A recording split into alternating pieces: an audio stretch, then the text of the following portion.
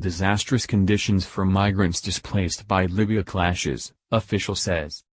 Gharyan, Libya, Reuters. Thousands of migrants displaced by fighting on Libya's northwestern coast are in urgent need of medical help, the head of a detention center in the town of Gharyan said on Thursday, describing their situation as tragic.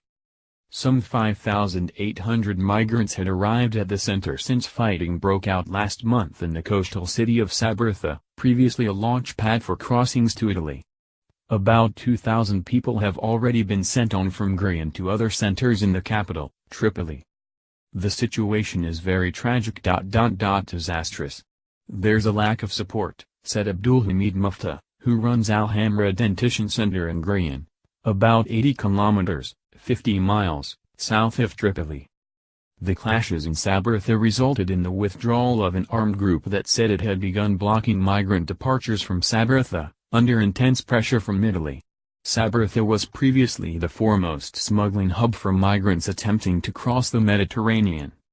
UN agencies have been struggling to provide support for thousands of mainly sub-Saharan African migrants stranded after the fighting. Many have been taken to centers such as the one in Gharyan, which are nominally controlled by the UN-backed government but notorious for widespread abuse and poor conditions. Humanitarian workers have limited access. Al-Hamra consists of about a dozen hangars, each meant to hold up to 150 people. About 70% of the migrants brought to the center needed medical attention and were not receiving it, Muftah said. One migrant clinging to the bars of the door of one of the hangars called out as a reporter passed, saying, "Please. We're dying, we're dying." Muftah said there were many children and some pregnant women in the center, several of whom had given birth since arriving. "We appeal to all international organizations and the Libyan state to consider the humanitarian condition of these migrants," he said.